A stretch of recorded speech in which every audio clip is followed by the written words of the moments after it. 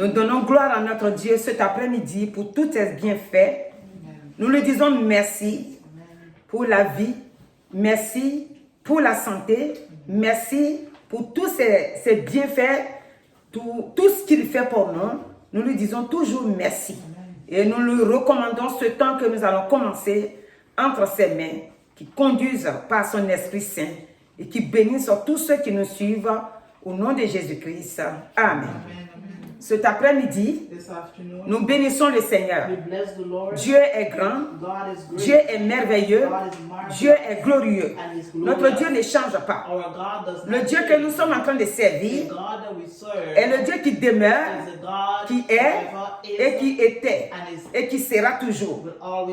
C'est pourquoi Hébreux 13:8 va nous dire Jésus-Christ est le même hier, aujourd'hui et éternellement. Notre Dieu, il ne change pas. Il est vivant pour toujours. Il est éternel pour toujours. Donc, le dimanche dernier, nous étions là et nous avons parlé l'attachement au Seigneur. Je dis dimanche, le mercredi plutôt, le mercredi. Le mercredi, c'était que quand nous sommes attachés au Seigneur, c'est une grâce pour nous, c'est une bénédiction pour nous. Parce que c'est ce que le Seigneur nous demande. Il demande qu'on s'attache à lui. C'est lui-même qui nous demande de nous attacher à lui. Et donc, s'il nous demande de nous attacher à lui, il sait pourquoi il le dit. S'ils ne sont pas attachés au Seigneur, notre vie n'a pas de pouvoir. Notre vie aussi n'a pas de sens. Notre vie a du sens lorsque nous sommes vraiment attachés à lui et que nous l'aimons et que nous l'écoutons et que nous marchons selon sa volonté. Donc cet après-midi, il n'est pas facile de comprendre le langage du Saint-Esprit. C'est-à-dire le langage de Jésus-Christ, qui est la parole de Dieu. Quand nous avons longtemps duré dans le monde et que nous croisons le Seigneur Jésus-Christ, quand nous nous donnons à lui et qu'on commence à le servir, nous allons découvrir sa parole et pour comprendre, c'est un peu difficile. Mais au fur et à mesure, le Saint-Esprit, l'Esprit qui a fait sortir Jésus de la mort, il vient habiter en nous et il permet que nous puissions avoir les yeux ouverts. Vous savez, le Seigneur nous a tout dit sur l'apôtre Paul. Quand l'apôtre Paul ne comprenait pas, il s'est levé contre les chrétiens, il s'est levé contre la parole de Dieu, il a pensé qu'il était dans la vérité, mais à partir du moment où Christ s'est révélé à lui, il a maintenant commencé à le servir. Et avant de commencer à le servir, la Bible déclare que les écailles de ses yeux sont tombés. Tant que les écailles de nos yeux ne sont pas tombés, nous ne pouvons pas comprendre.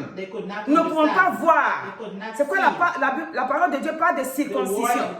Nous devons être circoncisés. C'est-à-dire la parole doit rentrer en nous. Et nous devons être dépouillés. Et nous devons comprendre que le monde est bien doux. Et je vous ai dit l'autre fois que le monde est bien doux, mais le monde blesse. S'ils ne sont pas attachés au Seigneur, le monde peut nous blesser. Et les blessures de ce monde, le monde ne peut pas nous soigner. Le monde ne peut pas nous guérir. Seul Dieu lui seul peut guérir les blessures que le monde nous a laissées. C'est pour cette raison qu'il parle de s'attacher à lui. Et nous avons vu cela dans Jean 15, dans Jean 14, que nous devons nous attacher au Seigneur. Nous avons vu aussi dans 1 Corinthiens. Aujourd'hui, on va revenir à peu près pareil.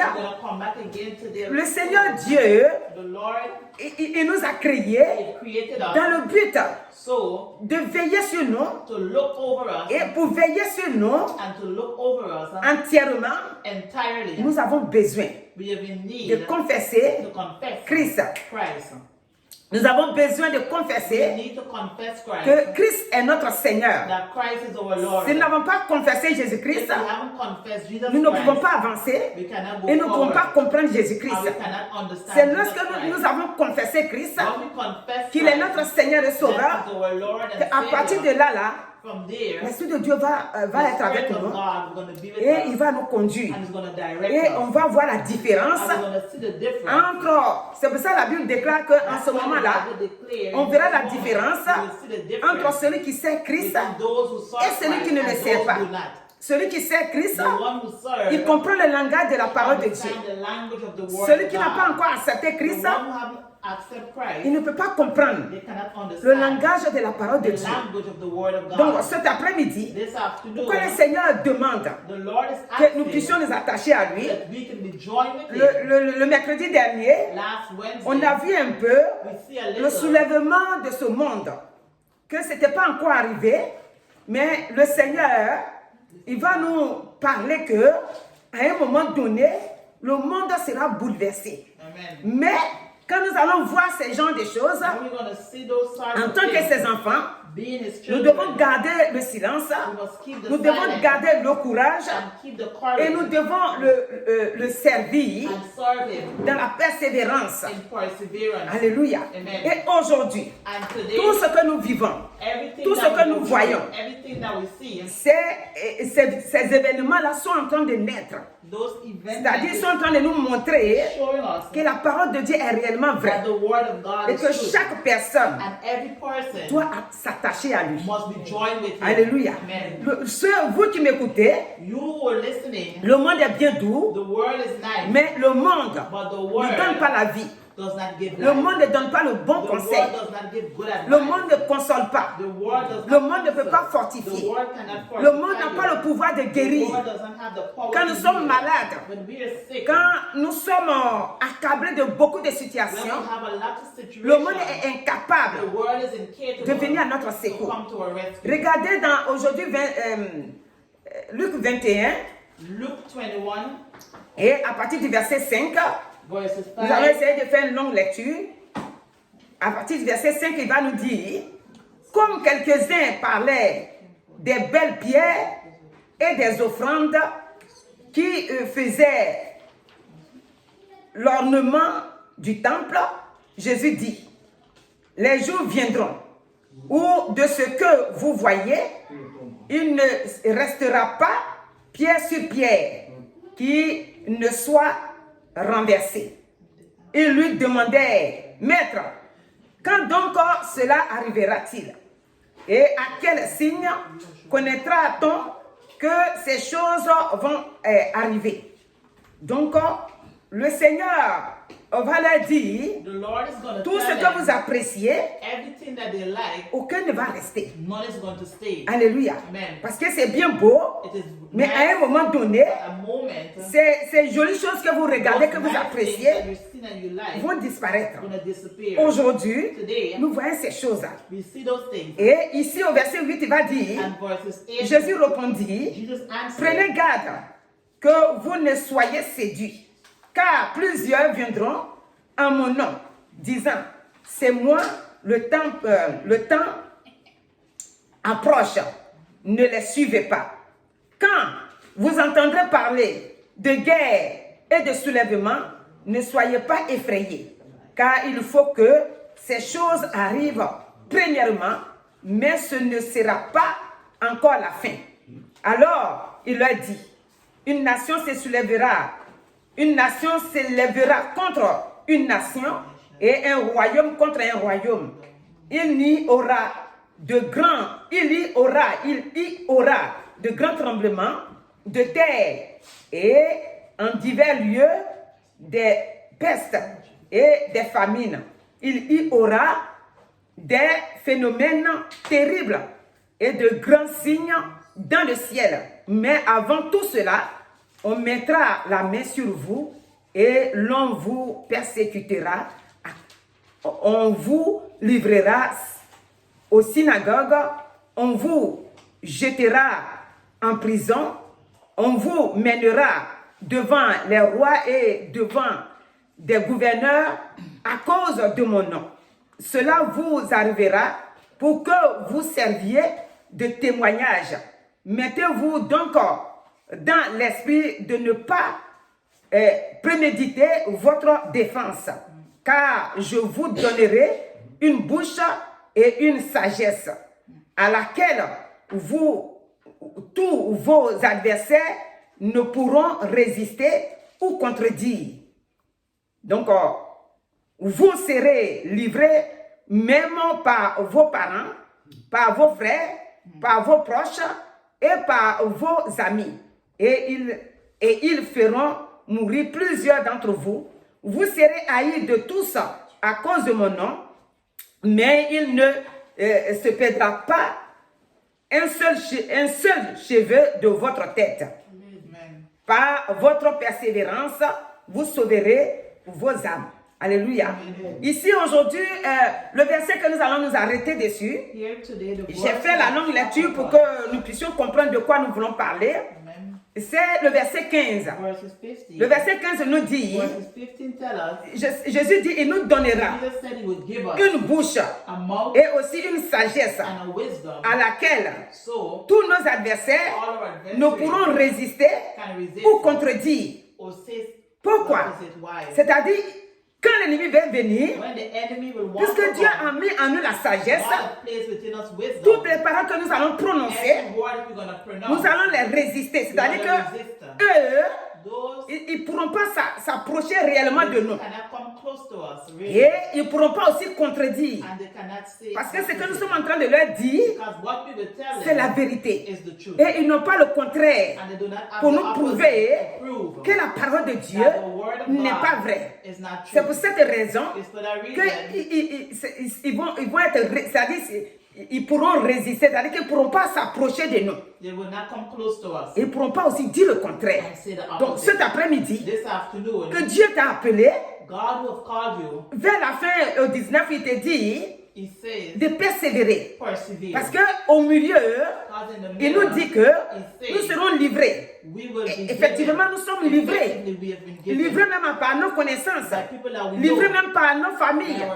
Mais il dit, tout cela, nous devons persévérer. La persévérance dans la foi va sauver notre âme. Et donc aujourd'hui, la persévérance demande que nous puissions nous attacher au Seigneur. C'est pour ça que je dis que ça se suit pour venir. Le mercredi dernier, c'était que nous puissions nous attacher. Et l'attachement a besoin de la sanctification. Si nous ne nous donnons pas réellement au Seigneur, on ne peut pas s'attacher à lui. Cet après-midi, pendant que l'ennemi ne pourra pas résister à notre parole, et pendant qu'il ne pourra pas aussi contredire, nous allons dire que nous sommes dans la victoire. Christ nous a créés pour l'accepter et c'est une grâce. Ce n'est pas tous qui comprennent et qui ont la force d'accepter que Jésus-Christ est vrai, que Jésus-Christ est le Fils de Dieu et que Jésus-Christ donne la vie.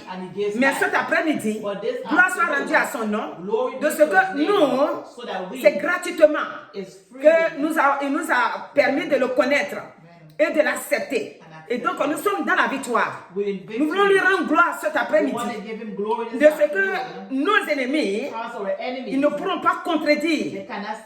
Quand ça vient de Dieu, ils vont tout faire, mais ils seront vaincus. Ils seront vus à l'échec. Et donc cet après-midi, Dieu, il vient auprès de toi pour te dire, dans le monde, voilà comment le Seigneur a décrit le monde. Le monde ne nous montre pas ce qui donne l'assurance. Ce qui donne l'assurance, le monde n'en a pas. Dès que si tu veux me contredire, ouvre la télé, tout à l'heure voir. Tu vas voir tout ce qui est en train de se passer dans le monde. Le monde nous fait peur maintenant. Le monde fait peur à tout le monde.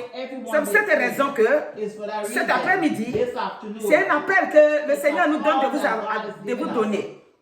Venez au Seigneur, venez à Christ et donnez-vous à lui et vous serez sauvés. Donnez-vous à Christ.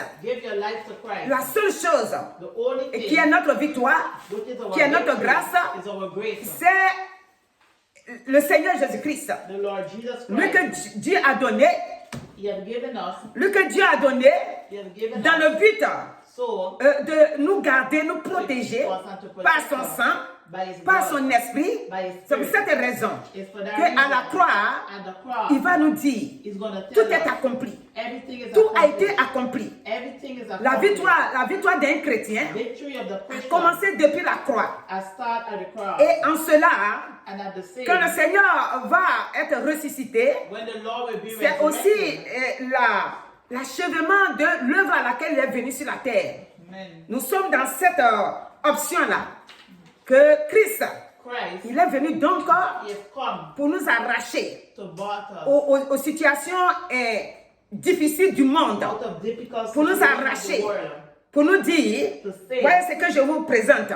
Il y aura des tremblements, il y aura des guerres, des gens qui vont se soulever, des nations qui vont se soulever contre une nation, mais c'est vous, ou bien celui qui va réellement comprendre et qui va s'attacher à moi, sera dans la victoire. Et il va sauver son âme. Notre âme. Personne ne peut sauver notre âme si ce n'est le Christ. Donc cet après-midi, mon frère, ma soeur, où est ta situation? Est-ce que tu as l'assurance que tes adversaires ne peuvent pas résister ni contredire la parole que tu prononces à cause de ce que tu as la foi? À cause de ce que tu as la foi au Seigneur, cet après-midi donc, quand le Seigneur nous a appelés, il nous donne donc cette vie-là, pour dire que nous sommes à lui. C'est pourquoi quand on revient au chapitre 20 et verset 38, il va nous dire, oh, Dieu n'est pas le Dieu des morts, mais le Dieu des vivants. Le Dieu que nous servons, il est le Dieu des vivants. Voilà pourquoi est-ce qu'il nous garde et il nous protège. Donc cet après-midi, c'est un appel pour venir au Seigneur et pour dire que nos adversaires ne pourront pas dire que la parole de Dieu n'est pas vraie. Même s'ils le disent, ils ne pourront pas dire le contraire. Parce qu'ils n'ont rien pour prouver que Dieu n'est pas vrai. Ils peuvent parler comme ça, mais ils n'ont rien pour écrire véritablement pour défier la parole de Dieu. La parole de Dieu est la vérité. Le monde est en train de brûler. Le Seigneur vous appelle. Le Seigneur a ouvert ses bras. Il dit, venez à moi. Vous tous qui êtes fatigués, chargés, je vous donnerai du repos. Le Seigneur nous appelle. Et voici ce qu'il nous dit. Il dit qu'il est avec nous tous les jours. Dans Matthieu 28, verset 20, il est avec nous. Il est avec nous, veut dire que son esprit est avec nous pour nous conduire et pour nous diriger. Alléluia. Amen. Dieu qui nous a appelés est le Dieu qui nettoie notre vie. Et c'est spirituellement qu'il nettoie notre vie. C'est spirituellement qu'il nous donne la force. Quand Somme 103, et vers la fin, il va nous dire, Alléluia, Somme 103. Somme 103 nous parle, voilà. Il nous dit que,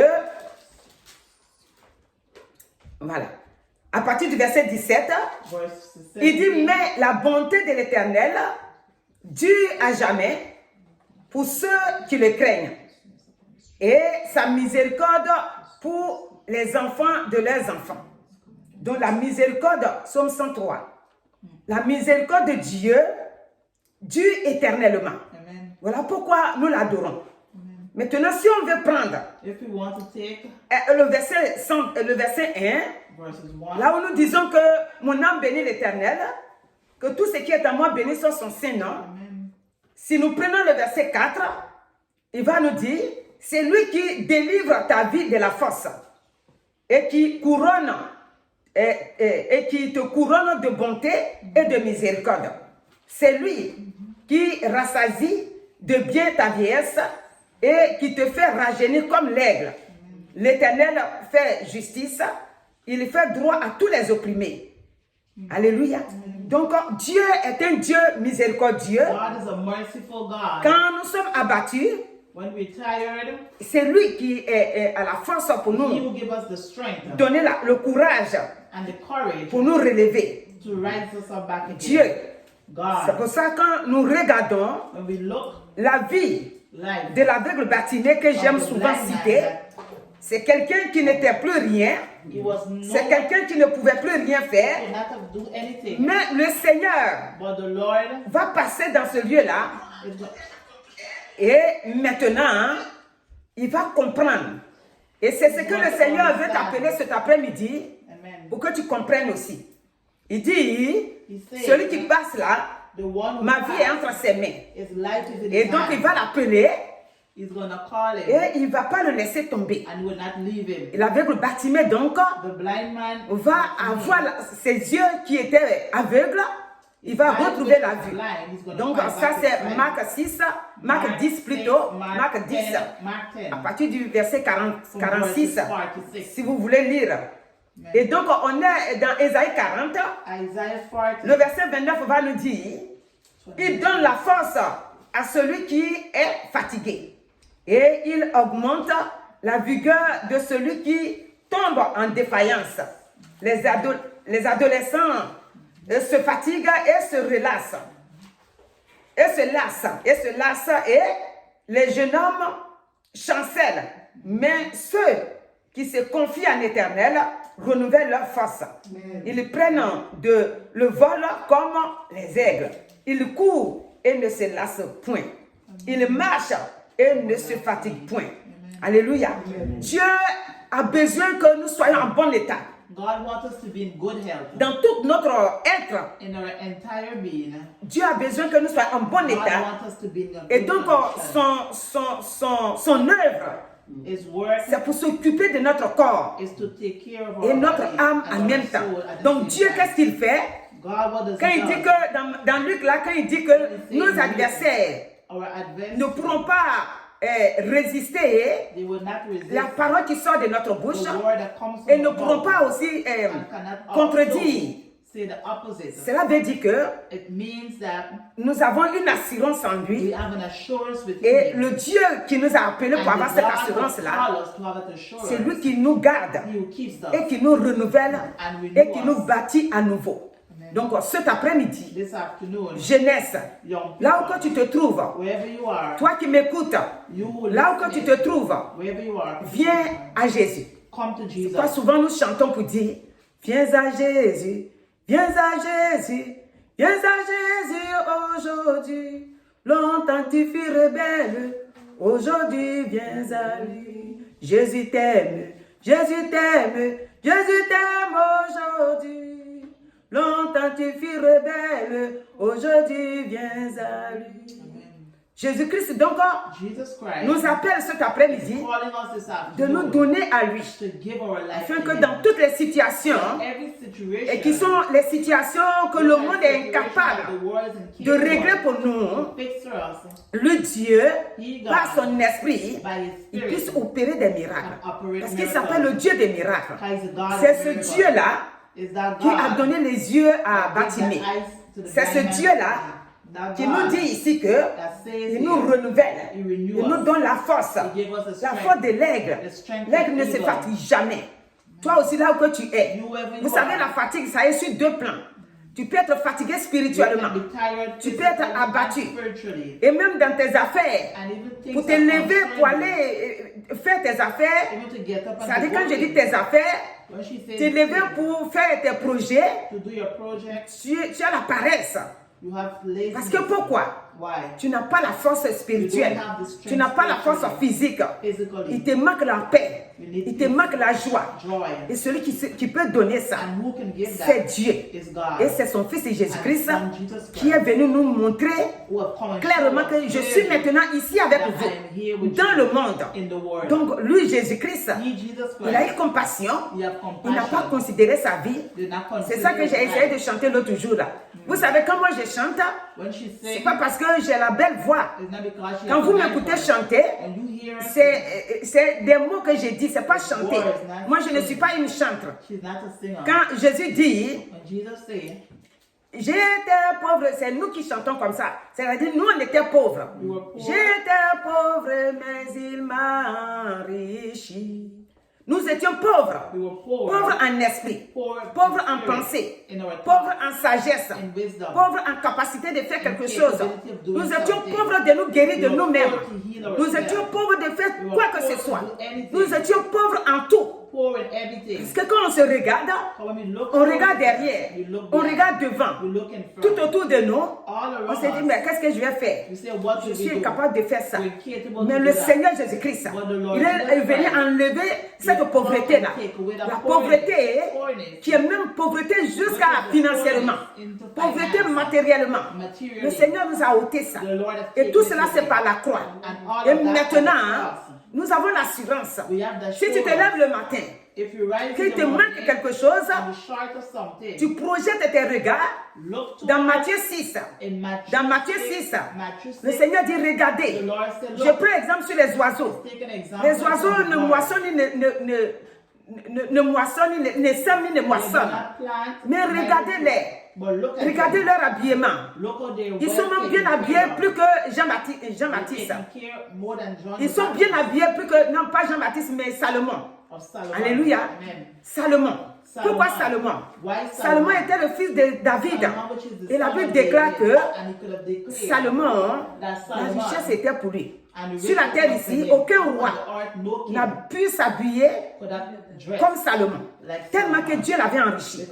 Et donc, le Seigneur dit, cet après-midi, tu n'es pas celui-là qui écoute la parole et qui va s'affaiblir et qui va tomber en défaillance. Ce sont tes ennemis qui doivent tomber en défaillance.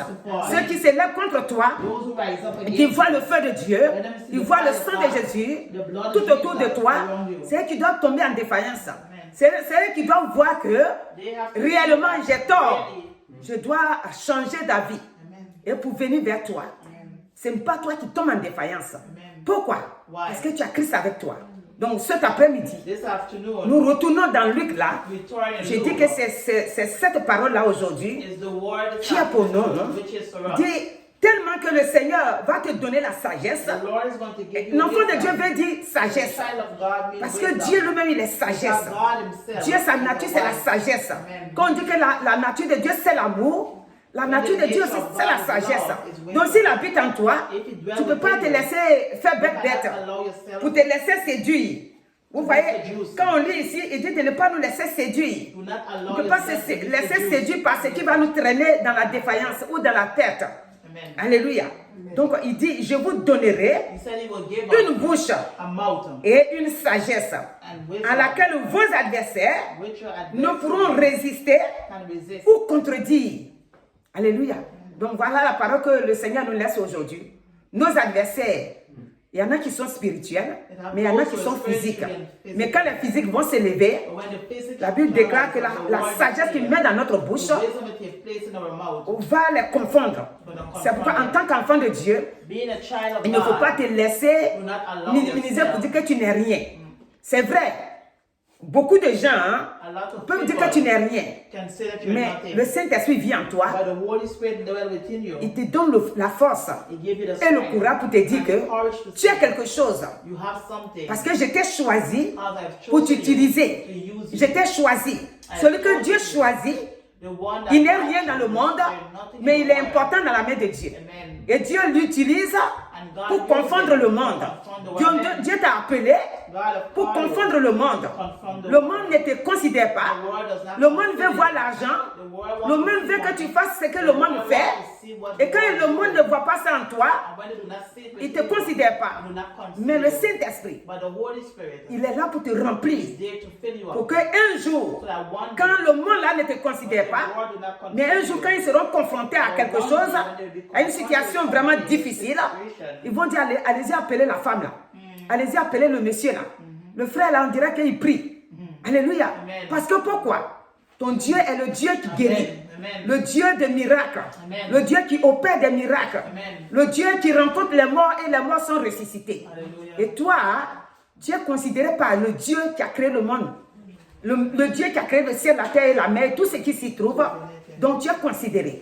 Donc cet après-midi, ne te laisse pas minimiser. Que Dieu te bénisse abondamment. On va prier.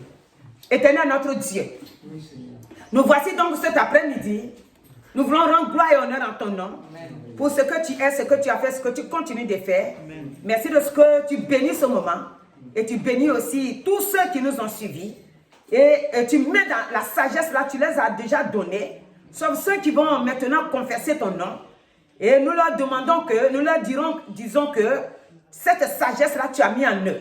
Et leurs adversaires ne pourront pas résister ni contredire les paroles qui vont sortir de vos bouches. Donc que Dieu vous bénisse cet après-midi. Au nom de Jésus. Amen.